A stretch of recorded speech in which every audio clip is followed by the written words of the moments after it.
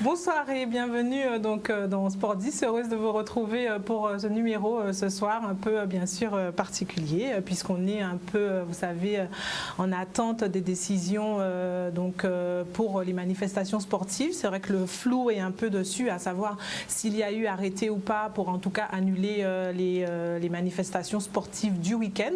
Mais en tout cas au niveau du document qui émane du ministère, de nouvelles recommandations en tout cas sont tombées pour la Guadeloupe, en tout cas au niveau des salles sportives, au niveau des salles des gymnases. Ce sont que les mineurs qui peuvent désormais pratiquer en site bien sûr clos et bien sûr prérogative aussi pour les écoles qui ont la possibilité de poursuivre les enseignements de l'EPS. Et puis pour les adultes, privilégier bien sûr la pratique en extérieur. Et donc voilà, pour l'instant c'est cette orientation-là qu'on prend en attendant éventuellement de savoir s'il y a encore plus de restrictions au niveau bien sûr des pratiques sportives. Voilà ce point qu'on voulait faire en début d'émission.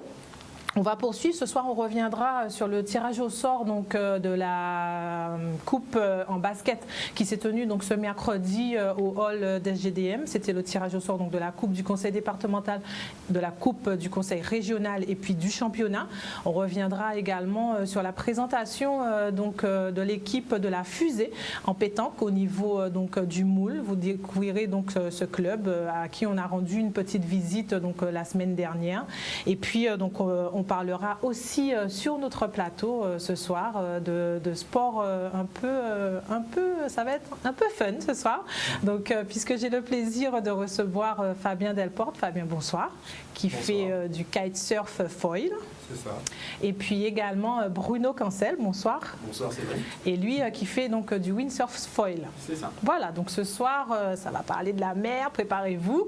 Donc je pense qu'on va passer un bon moment avec ces deux messieurs. On va essayer de mieux les connaître et ils vont nous faire aussi apprécier leur pratique et qui sait, peut-être que d'ici la fin de l'émission, on aura envie d'y aller, se mettre à l'eau et puis pratiquer. Je pense que ça ne doit pas être aussi facile, mais si. Bon, on verra si justement à l'issue de cette émission, si vous allez avoir envie d'y aller et de pratiquer. Et je pense que de toute façon, en ce moment, vu la tendance, pouvoir s'orienter vers de nouvelles pratiques, vers la mer, ça peut aussi être bénéfique pour tout un chacun. Voilà, donc avant bien sûr de me diriger vers mes invités, on va partir du côté de Jarry où, comme je vous disais, mercredi en milieu de semaine s'est tenu le tirage au sort des différentes coupes au niveau du basket, un championnat de basket qui pour l'instant n'est pas impacté par justement les différentes mesures puisque le président de la Ligue avait très tôt pris la décision de faire commencer les compétitions au mois de novembre justement pour pouvoir se laisser une période d'observation et donc le lancement de la saison s'est opéré avec justement ce tirage au sort et Vianney Valverde s'est rendu au hall de SGDM pour justement avoir un petit peu plus d'infos.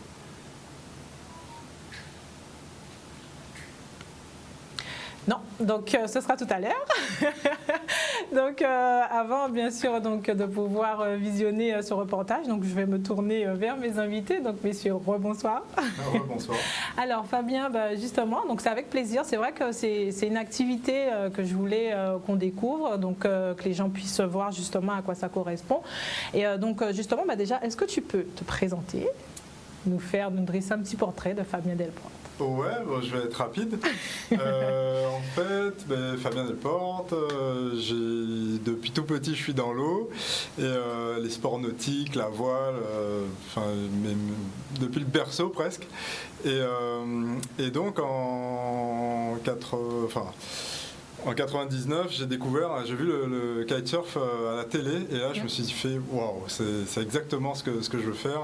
Je faisais déjà du windsurf et ce que j'aimais en windsurf, donc windsurf c'est la planche à voile, un peu qui plane au-dessus de l'eau en fait, et on peut faire des sauts et j'adorais les sauts. Et donc le kitesurf, quand j'ai vu ça pour la première fois, qui était en fait il y a un cerf-volant avec deux lignes. Et on pouvait sauter encore plus haut. Et donc, j'ai pas hésité. La tirelire était cassée et pour acheter le premier kitesurf. Et alors là, ça a été la révélation. Et j'ai presque plus fait d'autres sports nautiques. J'ai fait comme ça, mais de temps en temps, mais vraiment j'étais mordu par ces sensations aériennes du kitesurf. Et donc là, ça fait combien de temps du coup que tu pratiques bon, comme tu nous as dit, tu as commencé par le kitesurf, puis maintenant tu fais du foil. Donc là, ça fait combien de temps que tu es dedans quoi, en fait? Kitesurf, ça fait 99, 20 ans. Et, mais bon, après, entre-temps, il y a eu les études, parties à droite, à gauche. Et revenu en Guadeloupe il y a pas longtemps, il y a 7 ans. Et le foil, donc j'ai découvert ça il y a 3 ou 4 ans. Donc c'est assez récent. Pour moi, ça existait depuis longtemps, déjà en Guadeloupe. Il y a plein d'autres pionniers. Mais par contre, encore une fois, ça a été la deuxième révélation. Et là, c'est bon, jusqu'à mes 80 ans, j'espère pouvoir foiler. Parce que c'est magique, en fait, comme sensation. Et voilà, on va les décrire un peu plus tard, mais j'invite vraiment tout le monde à tester au moins. On va se tourner cette fois du côté de Bruno. Bruno, pareil, un petit portrait rapide de toi et de ce qui t'a amené du coup à cette discipline. Alors moi, donc, je suis Bruno Pincel, du Gosier. Pareil, hein, la voile, tout ça, c'est des histoires de passion. Donc j'ai commencé assez jeune, un peu par hasard. Un peu comme tout le monde, hein, où les parents ils mettent les enfants un peu à droite à gauche pour les occuper et essayer différentes activités. Donc j'ai eu cette chance-là. Et au Gosier, j'ai eu la chance de pouvoir commencer l'optimiste au club municipal du Gosier, avec notamment Lucien Gallas, parce que les frères Gallas sont des figures connues dans la voile légère, justement.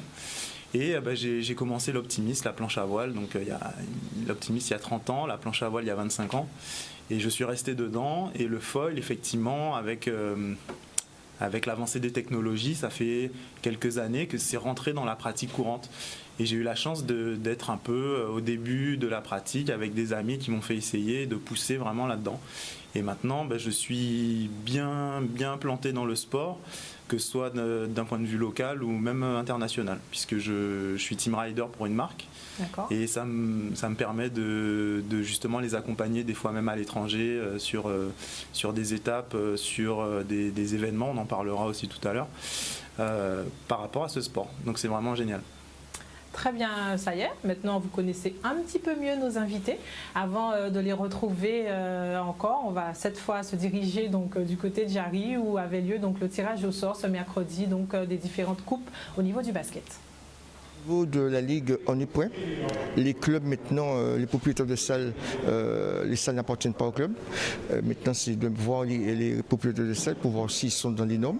Et on attend, la coupe c'est le 14 octobre. Et comme le ministre a dit 15 jours, on doit attendre 15 jours. Mais encore une fois, la Ligue n'était pas vraiment en retard. Parce qu'on avait toujours dit, on attend la fin des vacances. Et c'est une raison pour laquelle on a poussé le championnat en novembre, de façon que la vague des vacanciers quitte la Guadeloupe de façon pour... Et c'est une raison aussi pour laquelle que nous, samedi, il y a un comité directeur où on va annuler le brassage des jeunes pour permettre aux jeunes de commencer aussi fin octobre à jouer au basket. Parce que nous, la priorité pour nous, c'est l'humain, mais aussi de permettre aux jeunes, surtout aux jeunes, de jouer au basket. Nous avons mis l'accent cette année sur la sécurité sanitaire, parce que les équipements dans les gymnases doivent nous permettre de respecter scrupuleusement le protocole sanitaire, que ce soit au niveau de la matérialisation, au niveau du matériel aussi, parce qu'effectivement nous traversons une situation particulière. Les ligues font beaucoup d'efforts pour pouvoir maintenir les compétitions. Donc nous, au niveau des collectivités, notamment la collectivité majeure qui est le conseil régional, nous devons aussi de faire le maximum pour permettre aux pratiquants de s'adonner à leur sport dans les meilleures conditions. Le sport, c'est aussi l'activité économique et sociale qui est également relancée. Et donc pour nous, c'est important que cette compétition soit au début de l'année pour lancer les compétitions de basket et pour aussi dire à la Ligue combien nous sommes heureux de travailler avec elle et aussi de lancer un signal fort au club pour montrer que nous sommes à leur côté, nous les accompagnons, comme nous le faisons pour la Ligue de basket. Il faut penser un plan B et un plan C. Samedi, un comité directeur, je pense que samedi, on va prévoir, au cas où on ne peut pas commencer la coupe en novembre, de changer les dates de façon à commencer le championnat peut-être avant la Coupe du département. On ne sait pas. Mais le championnat, c'est le 7 novembre. Donc je pense d'ici le 7 novembre, on n'a pas reçu encore les directives nationales du ministère et du préfet. Donc on ne sait pas à quelle sauce on soit mangé, mais on est prêt pour, quelles que soient les éventualités, soit changer la date du département, de se mettre d'accord avec les clubs, de faire un tournoi avec les 4 premiers, les 4 clubs, etc., qui étaient représentés l'année dernière, la Guadeloupe, au niveau de la Coupe de France, les 4 demi-finalistes, on ne sait pas, on va voir, on va réfléchir, de façon que la Guadeloupe soit représentée à la Coupe de France, zone Antilles-Guyane. Voilà, donc justement, à l'issue de ce tirage au sort, donc on reviendra déjà sur la Coupe du Conseil départemental, et plus tard, je vous reparlerai de la Coupe du Conseil régional, parce que cette coupe se déroulera beaucoup plus loin dans l'année, puisqu'elle va débuter plus vers janvier. Donc là, je vous parle donc du tirage pour la Coupe du Conseil départemental. Chez les filles, 5 équipes engagées. Donc le tirage a donné en quart de finale la MJCA qui sera opposée au New Star. Donc du coup, le BMBC, le GGB et la BBG seront exempts pour ce tour. Et donc ensuite, une demi-finale où là, la BBG sera opposée au vainqueur de la rencontre MJCA New Star. Et puis deuxième demi-finale, le BMBC qui sera donc opposé au GGB. Chez les hommes, la BBG sera opposée à l'USR, le GGB sera opposé au GISC. L'AS Vatable affrontera la MJCA, le BMBC sera opposé au MBC, l'AOG sera opposé au Phoenix, le DO va rencontrer le LBC, le Banello sera opposé au New Star, le Cygne Noir sera opposé quant à lui aux Flyers. Voilà en tout cas pour ce tirage au sort de la Coupe du Conseil départemental.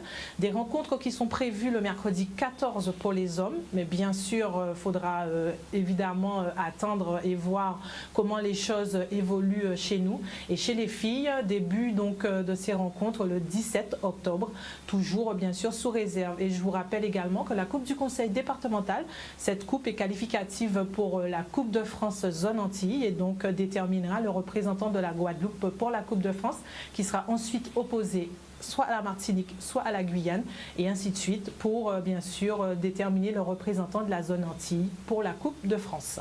Voilà, donc cette fois je me retourne vers mes invités.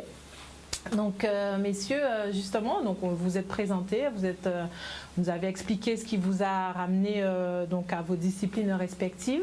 Donc aujourd'hui, Fabien, donc justement un petit mot. On sait qu'on est dans une période un peu contrainte, un peu difficile.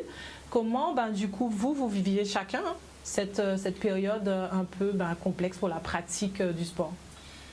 Alors celle-là est moins difficile à vivre que la première. Alors, la première, au début, on comprenait tous. Enfin, on savait que c'était pour la santé et que voilà, notre passion passerait après, ce qui est tout à fait normal. Mais quand même, au fil du confinement, ça commençait à nous démanger et on a essayé de voir quelles étaient les solutions pour pouvoir retourner à l'eau. Aujourd'hui, en fait, nous, sur l'eau, c'est des pratiques qui sont quand même assez individuelles. Et on peut se retrouver en respectant les gestes barrières à terre. On peut se retrouver en mer. On est rarement proche. Il y a souvent 10 mètres entre nous. Hein. Donc en plus, on est dans de l'eau salée. Donc je pense que les mesures Covid ne concernent pas trop les sports nautiques. Et c'est un gros avantage. En tout cas, les sports nautiques individuels. Et c'est un gros avantage parce qu'on peut continuer à vivre notre passion sans prendre trop de risques. Moins de frustration, du coup, on va dire, Bruno? Oui, alors le confinement, comme Fabien disait, il a fallu serrer les dents, mais on comprenait. Là maintenant, il y a les nouvelles restrictions, il y a aussi ces restrictions de l'utilisation des plages entre 11h30 et 14h30. Alors après, c'est soumis aussi à interprétation un peu ces choses-là, donc c'est un peu délicat. Forcément, on va respecter les consignes. Mais comme Fabien disait, c'est quand même un bon moyen de distanciation. Donc, que ce soit pour le Covid ou si on n'aime pas les gens. Mais nous, on aime les gens. C'est quand même super pratique parce qu'effectivement, c'est un sport nautique individuel. On n'est pas sur un bateau en équipage. Donc, on peut quand même profiter sereinement de notre passion. Justement, alors, donc, est-ce que vous pouvez nous expliquer Comment ça se passe? Bon, vous avez du coup quasiment un peu la même pratique, sauf que c'est pas tout à fait le même matériel. Donc, est-ce que chacun, dans son domaine, vous pouvez donc expliquer comment ça se passe, comment se prépare le matériel, comment vous faites du coup le matin ou l'après-midi, je sais pas, quand vous allez du coup faire une petite sortie, comment ça se passe? Alors en fait, ce qui est quand même assez original, c'est que je pense que c'est des choses qui peuvent être des fois compliquées à comprendre pour des personnes, des non-initiés, des gens qui pratiquent d'autres types de sports, parce qu'on est vraiment soumis à la météo. Donc peu importe ce qui se passe, s'il y a un anniversaire, s'il y a un événement, il y a un repas de famille, etc., les conditions, elles sont là. Ah d'accord, ça prime sur non, tout. c'est pas ce que j'ai dit. C'est qu'il faut réussir des fois à composer, à s'adapter, ou même avec la personne avec qui on vit, etc. Je sais que pour certains ou certaines, ça peut être compliqué. Parce qu'effectivement, c'est quand les conditions sont là qu'on a envie d'y aller. Donc déjà, il y a cet aspect météo qui est super important. Et après, le matériel, alors ça paraît un peu encombrant pareil pour les non-initiés, mais en réalité, quand on a l'habitude et qu'on connaît son matériel, on arrive sur la plage et tout en gardant bien sûr les distances de sécurité, on prépare son matériel en une quinzaine de minutes et on est parti. Donc c'est assez simple, Tant qu'on a fait du Lego quand on était petit, c'est bon. C'est facile. Pas bien. Ouais, et puis c'est un plaisir aussi de gréer son matériel. Et alors c'est un peu différent. Nous on a des ailes avec des lignes, donc il faut imaginer pour les gens qui connaissent pas que c'est comme un cerf-volant avec des fils tout fins mais qui résistent à 200 kg chacun. Donc on déroule ça fait un peu une vingtaine de mètres. On le déroule là où on peut. Quand il y a une plage, c'est facile. Quand on est dans un port, on essaie de trouver un moyen de gréer facilement. On gonfle l'aile ou alors on la décolle comme une aile de parapente. Ça dépend du type d'aile. Ensuite, on monte notre foil. Donc le foil, c'est la partie qui est immergée et qui permet de sortir de l'eau. Mais pour pouvoir se tenir dessus, on a besoin d'une planche quand même. Mais la planche, elle est souvent en l'air. Elle tape pas l'eau. C'est la grosse différence avec les sports sans foil, sports nautiques sans foil.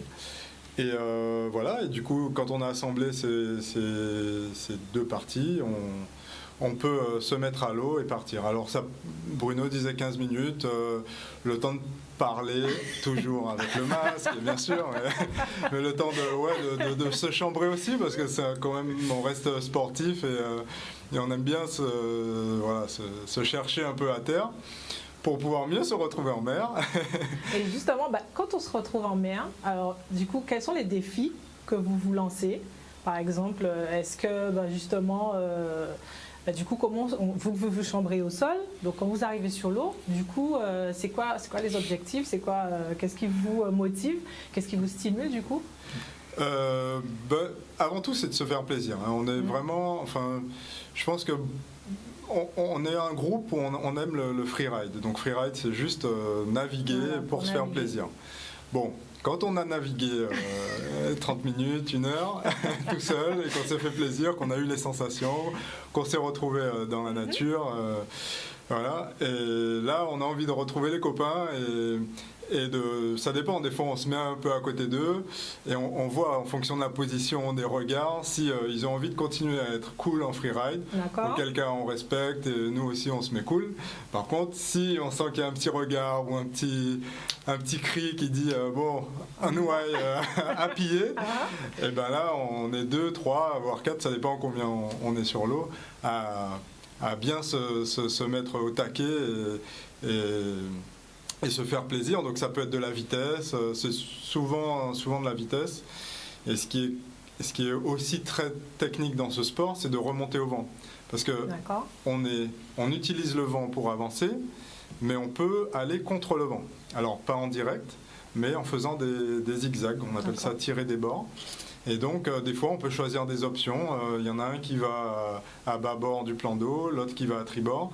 Et on prend des directions qui sont complètement, pas complètement opposées, mais en tout cas, on a un non-initié se dirait mais ils font pas la même course. Et en fait si, on va récupérer une bouée qui est tout en haut et on vire.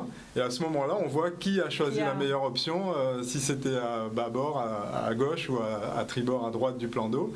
Et voilà, donc ils peuvent aller à la même vitesse mais avoir des angles différents en fonction de plan d'eau. Donc c'est énormément de techniques quand on s'y penche vraiment.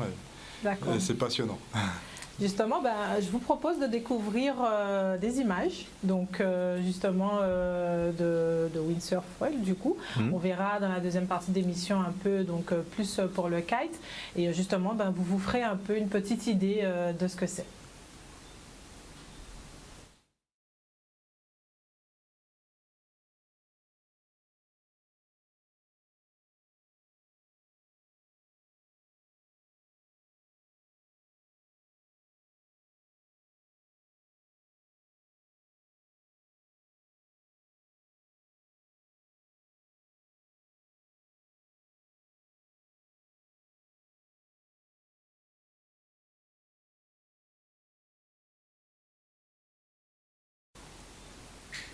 Voilà, donc petit souci de son, mais donc on peut vous proposer une analyse technique du coup, bien sûr, du porteur, celui qu'on voit sur l'eau. Voilà, alors pour voilà. Prendre un peu la continuité de Fabien aussi, sur le type de navigation, même si c'est pas de la régate, etc.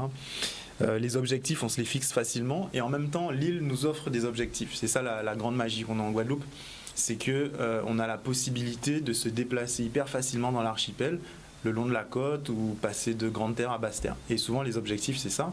Et quand on revient de navigation, des fois on croise des plagistes, des baigneurs qui nous disent ah alors c'était bien et on dit oui là on sort de Goyave, on sort de Saint-François etc. Et les gens sont vraiment étonnés parce qu'effectivement on se promène. Un peu à la façon d'un cycliste quand il part avec son vélo le matin et il a fait 150 km, effectivement nous on se retrouve avec ce genre de kilomètres au compteur et à avoir traversé pas mal d'endroits. Très bien, on se retrouve bien sûr juste après la pub, bien sûr pour en savoir plus avec nos deux invités, donc restez avec nous, à tout de suite. Voilà, nous sommes donc de retour, toujours avec donc Fabien Delporte et Bruno Cancel, bien sûr pour nous parler de leurs disciplines respectives. Donc messieurs, on était sur le matériel, sur l'eau, comment ça se passe. Donc du coup, aujourd'hui, chacun, quels sont vos objectifs? Quels sont Est-ce que vous avez déjà une saison? Comment ça se passe? Comment ça s'organise? Alors, on essaye de dynamiser un maximum le foil. Alors que ce soit wind foil et kite foil, on fonctionne ensemble parce que c'est des supports qui marchent à peu près aux mêmes vitesses et qui ont des angles, comme j'expliquais tout à l'heure, pour remonter au vent qui sont similaires. Du coup, on essaye de lancer des entraînements où on est une vingtaine pour l'instant, mais on a bon espoir qu'on soit 30-40 dans peu de temps. Et où on se retrouve en fait sur une ligne de départ et on prend tous une ligne de départ avec un chronomètre et donc c'est assez joli à voir au top départ. On remonte le long, chacun prend son option, passe une bouée et tourne autour de bouée pendant 15 minutes et une ligne d'arrivée. Voilà, donc des mini-régates en fait, et on enchaîne ça toutes les demi-heures. Donc voilà, ça c'est un de nos défis en ce moment. Ça fédère aussi, ça permet de bien dynamiser le support. Oui, comme Fabien explique, il y a cette volonté de dynamiser, de développer, parce que ce qu'il faut comprendre, c'est que la planche à voile, ça existe depuis très longtemps. Le kite aussi, finalement, on a déjà vu ses ailes en l'air, etc. Mais le foil, en fait, c'est assez récent, et c'est surtout assez récent dans la pratique générale. On a vu ça apparaître sur des bateaux. Les gens qui sont allés à la route du Rhum, ils ont pu découvrir ces grandes ailes à côté des bateaux qui dépassaient. Et donc là, maintenant, c'est vraiment le foil, c'est quelque chose qui se développe sur tous les supports nautiques. Et c'est vraiment nouveau en termes de pratique sportive. Donc l'intérêt, il est là. C'est-à-dire qu'en Guadeloupe, on a quand même une belle avance. Il y a beaucoup de pratiquants, que ce soit en windfoil, en kitefoil, on a beaucoup de pratiquants. Et donc ça, c'est super pour le territoire. Maintenant, on a une volonté aussi d'avoir une pratique sportive pour amener vers des buts, des objectifs sportifs. Donc notamment Fabien et moi, maintenant, on fait partie de la Ligue de voile de Guadeloupe pour le développement du foil. Et sur cet aspect-là, dans la présentation, je parlais aussi de mon implication par rapport à une marque. J'ai participé à l'introduction du support à foil pour les Jeux Olympiques. La planche à voile traditionnelle faisait partie des supports olympiques. Il fallait évoluer, hein, le sport évolue. Donc cette planche à voile a été remplacée par le support à foil. Et justement, moi j'ai eu la chance de faire partie de l'équipe qui a participé en Italie aux sélections. Donc maintenant, avec ce bagage-là, ce que Fabien a aussi comme expérience, on apporte tout ça à la Ligue de voile de Guadeloupe pour le développement de la pratique sportive. Donc emmener aussi des jeunes vers la compétition et ramener des résultats pour la Guadeloupe. Justement, c'est une activité qu'on peut commencer à partir de quel âge? Puisque vous parlez tous les deux donc, justement de développer, d'implanter ces deux disciplines. Et justement, donc, est-ce qu'à terme, dans votre ambition de développement, c'est de pouvoir créer une école qui ait différents stades, qu'on puisse avoir différents paliers de formation, en tout cas, pour pouvoir devenir un peu comme vous, ces athlètes un peu aguerris et qui maîtrisent aujourd'hui dans vos disciplines? Oui, tout à fait. Et en fait, les écoles de voile existent déjà. Et nous, on peut intervenir en tant que support de soutien aux écoles de voile qui vont décider de prendre cette voie-là. Donc, c'est quelque chose de nouveau. Donc, c'est pas forcément simple en termes d'investissement de matériel, en termes de formation aussi, parce qu'il faut que les entraîneurs comprennent ou aient l'envie aussi de passer à ce genre de support. Donc, oui, il y a un bon boulot à faire à ce niveau-là. Ouais, on peut commencer tôt, dès 8 ans, un enfant comprend comment fonctionne le vent, s'il a des bons profs, il y en a de très bons en Guadeloupe. Il peut commencer à comprendre et avoir un très bon niveau à 12-13 ans. D'ailleurs, il y a un jeune qui est en kitefoil, Enzo Luber, qui a 13 ans. Et qui est vraiment ultra compétitif. Nous, on commence à se poser des questions et à se dire, bon, dans combien de temps il va nous dépasser? C'est-à-dire qu'on réfléchit même plus, est-ce qu'il va nous dépasser? Voilà, on sait que... Et on se dit, ouais, dans 6 mois, dans 1 an, et puis à chaque fois, le temps réduit, parce qu'il est vraiment très bon.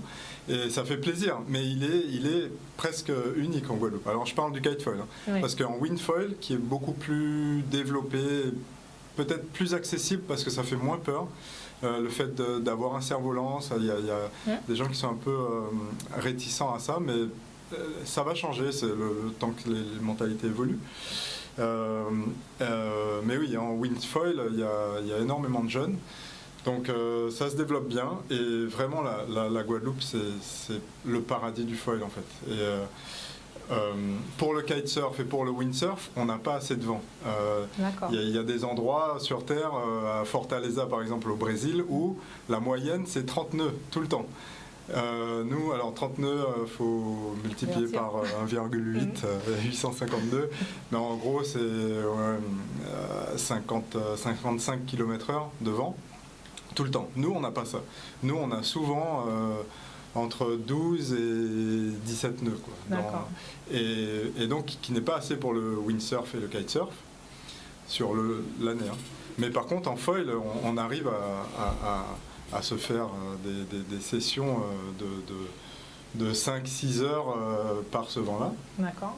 Et donc, oui, le but, c'est qu'un maximum de Guadeloupéens découvrent leur île vue de la mer, parce que c'est magique. Des fois, on voit beaucoup plus loin, en fait, parce qu'on prend du recul et on se dit, tiens, mais on voit telle morne des grands fonds, telle crique qu'on n'avait jamais vue, on ne savait pas qu'elle existait, et en fait, par la mer, on la voit.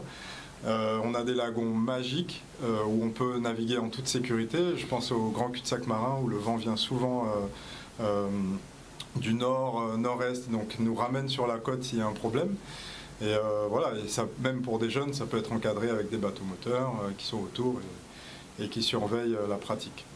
Justement, je vous propose encore, bien sûr, de voir quelques images et de pouvoir éventuellement commenter dessus, apporter encore des précisions à nos téléspectateurs là-dessus. Ben, justement, on va voir justement ce que vous êtes capable de faire justement en mer.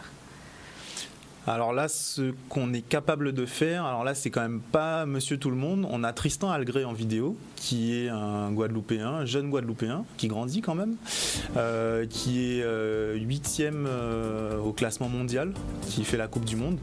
Et c'est un ami, hein, nous deux, hein, Fabien et moi. Et il porte haut les couleurs de la Guadeloupe. Donc là, il est en foil, justement. Et donc Tristan a un très très bon niveau, si évidemment il court sur le circuit mondial. Et il a notamment le mérite d'avoir gagné l'étape de l'année dernière la plus compliquée, la plus vantée qui ait eu. Et il a gagné ça devant tout le reste du plateau mondial. Donc en Guadeloupe, on a de quoi faire pour naviguer. On a une super île, de super lagons. On pourrait. Non. Donc voilà. En tout cas, ça donne envie, je ne vous le cache pas. En tout cas, vous vendez bien votre discipline, donc vous êtes de bons ambassadeurs, on dira. Donc avant justement de boucler l'émission avec vous, on part cette fois du côté du Moule, où bien sûr on est parti à la rencontre d'un club de pétanque. Discipline aussi qui est bien implantée sur le territoire, et donc je vous propose de découvrir le club de la Fusée qui se situe donc au niveau de Boivin au Moule.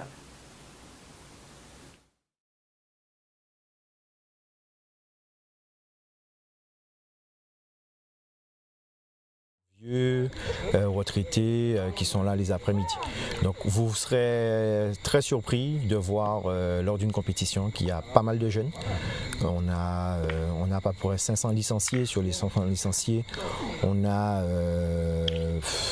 je dirais 150 à 200 si ce n'est plus de jeunes entre 20 et 35 ans. C'est un jeu d'adresse, oui, de précision, de concentration aussi, qui demande énormément. Contrairement à ce qu'on peut penser aussi, c'est un sport d'endurance. Et surtout, il y a un gros aspect psychologique aussi. Je me promenais un dimanche. Il y avait une compétition au vélodrome de Gouloliane. J'ai dit, tiens, je vais regarder qu'est-ce qui se passe. À mon grand étonnement, il y avait un concours de pétanque. Et je suis tombée sur Monsieur Souliagom et son père, et qui m'ont incité à jouer à la pétanque. Et c'est comme ça que j'ai découvert la pétanque, ça fait déjà 11 ans.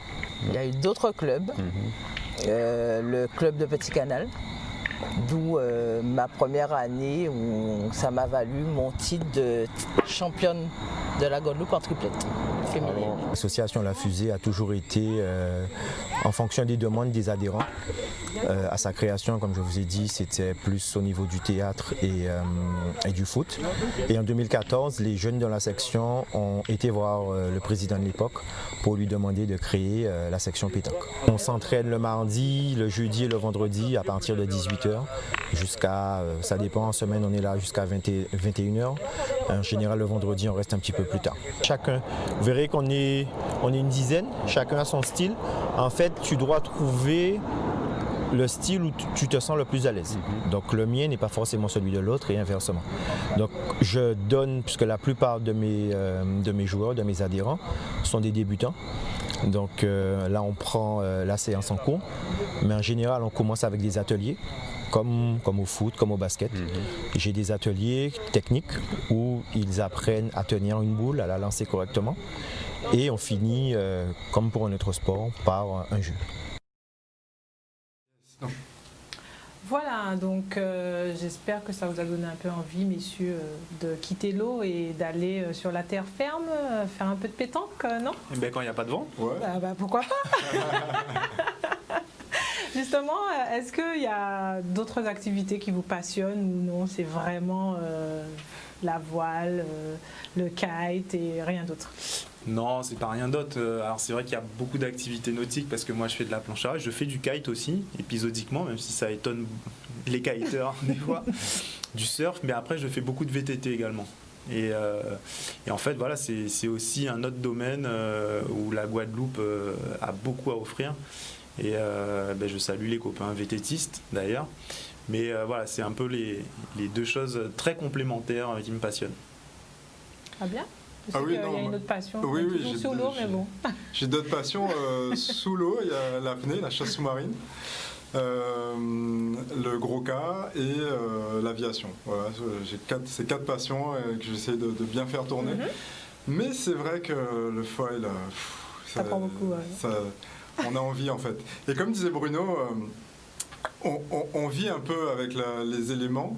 Et quand le vent, enfin moi il y a vraiment un truc que j'adore depuis que je suis tout petit, c'est voir les feuilles de cocotier bouger avec le vent. Et quand il est 6h du matin et qu'on voit que ça commence à s'agiter, c'est une sensation qui est presque indescriptible, mais ça nous réveille et on a envie d'aller sur l'eau, de créer le matos, de se faire plaisir. Et quand il n'y a pas de vent, non, on reste au lit.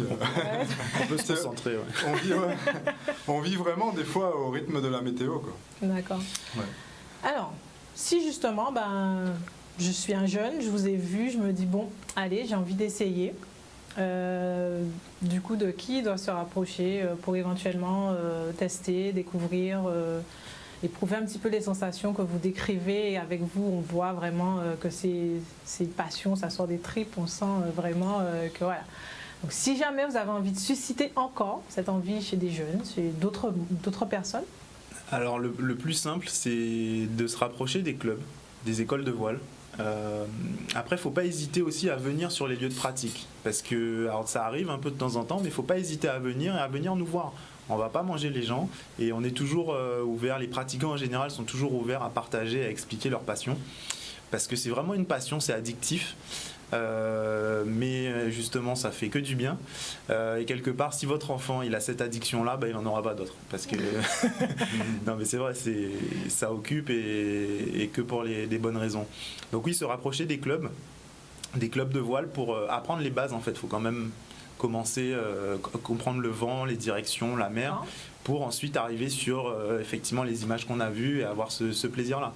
Mais il y a différents clubs en fonction de là où on est, en fonction de son établissement scolaire aussi, parce que des fois il y a les activités voiles dans les établissements scolaires qui sont rattachés justement à des clubs. Donc il ne faut pas hésiter à demander dans les clubs près de chez soi ou à son prof de sport. Très bien. Sinon, pour avoir des contacts, nous on est, comme disait Bruno, on est toujours volontaire pour donner un maximum d'infos aux gens qui veulent commencer. Et ils peuvent aller sur 2 groupes Facebook majeurs. Il y a Windsurf 971 qui est très actif et Foil Guadeloupe. Donc la personne qui met un message sur ces groupes-là ou qui demande une adhésion, demande d'amis sur Facebook, ces 2 groupes-là sont assez actifs et on donne des réponses. Il y a des professeurs de kite, il y a un peu tout le monde Voilà, il y a toute la communauté, que ce soit les pratiquants, les écoles, les profs, les magasins, il y a tout le monde qui peut répondre.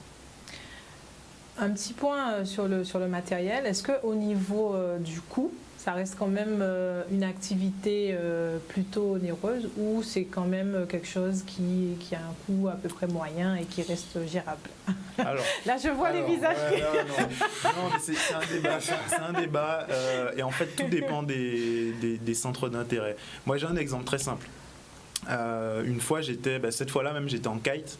Et je sors de l'eau de la plage des Salines et je tombe sur un ancien camarade de classe qui me voit, il me dit « Ah mais c'était toi avec l'aile verte et tout, ça dément, faut en tester ça, etc. » Il me dit « Ah ouais mais combien ça coûte ?» Et je lui explique que en matériel d'occasion, c'était même pas un foil à l'époque que j'avais en dessous, mais en matériel d'occasion, il y en avait peut-être pour 700 € et qu'il y avait avec 700 €, il avait de quoi se faire plaisir et tout. Et là, évidemment, ça l'a affolé. Il a dit « Ouais, tout ça, l'argent, non !» Et au moment où il me dit ça, je me rends compte que je vois que sa voiture, elle est équipée neuve. Et en fait, le gars avait des jantes, il avait un ampli à l'arrière, etc. Et il venait de mettre 6 000 € dans sa voiture en équipement. Donc en fait, tout est relatif. Donc on peut acheter du matériel, on peut se faire plaisir, il y a de l'occasion, il y a du déstock, il y a des choses comme ça. Si on veut naviguer, il y a toujours des solutions. C'est une question de priorité. C'est pas forcément c'est plus cher que du basket ou du football, mais en Guadeloupe quand même, on est quand même un peuple qui aime les belles choses. On voit de très belles machines sur la route, sur la mer, etc. Et ça reste beaucoup moins cher que tous ces loisirs qui là, ils demandent beaucoup d'investissement et beaucoup d'entretien. Fabien est d'accord? Ouais, tout à fait d'accord avec Bruno. Cet exemple, il arrive très fréquemment. Moi, souvent sur la plage, pareil, il me dit alors, c'est quoi le prix? Je dis ouais, entre 500 et 2000 euros. Quoi? Mais non. Et puis effectivement, on se retourne. C'est vraiment, c'est une des expériences qu'on voit tout le temps. Et je dis si tu mets un peu moins d'argent dans la voiture, cet argent-là, tu peux le mettre. Ouais, non, mais c'est vrai que quand on n'y a pas goûté, on peut pas comprendre. Et même moi, le foil, j'en ai pas fait au début parce que je me disais, mais non, c'est trop cher, je vais jamais mettre autant d'argent. À l'époque, il fallait mettre 1500, alors 2000 euros rien que dans la planche et le foil. Et je me suis dit, non, je refuse par principe. Voilà. Sauf que je l'ai fait. Et depuis, je peux mettre le double. Je m'organise pour mettre le double. Parce que c'est trop bon, en fait. C'est des sensations qu'on peut pas avoir. On peut pas expliquer tant qu'on n'a pas essayé. Exactement. Oui, voilà. Et puis même si on n'a pas essayé, là, ça me fait penser aussi à certains parents qu'on croise sur la plage qui, quand on a des enfants, à moins que l'enfant aille laver la voiture 2 fois par jour, il n'a pas assez d'argent de poche pour s'acheter ça et les parents investissent beaucoup. Et c'est aussi souvent grâce aux parents que les passions arrivent à grandir, à naître et à grandir. Et quelque part, quand vous avez un enfant qui est passionné, mettre de l'argent sur sa passion, des fois ça fait économiser beaucoup à côté. Donc c'est pas... Voilà, tout est relatif. Ouais. Très bien. En tout cas, merci messieurs de nous avoir fait partager votre passion. Et j'espère qu'elle a en tout cas suscité et fait naître cette passion en tout cas chez d'autres. Et en tout cas, moi, je réfléchis encore, je ne vous cache pas. Ah non. Tout ça de travail pour réfléchir encore. Oui, je réfléchis encore. On se retrouve dans pas longtemps à Sainte-Anne. Bon, d'accord, on verra. Donc voilà, en tout cas, moi je vous remercie en tout cas, messieurs, d'être venus jusqu'à nous. Et puis, moi je vous dis de passer un très très bon week-end sportif ou pas, en fonction bien sûr des restrictions. Et nous, on se retrouve bien sûr la semaine prochaine pour un nouveau numéro de Sport 10. Bonne soirée à vous.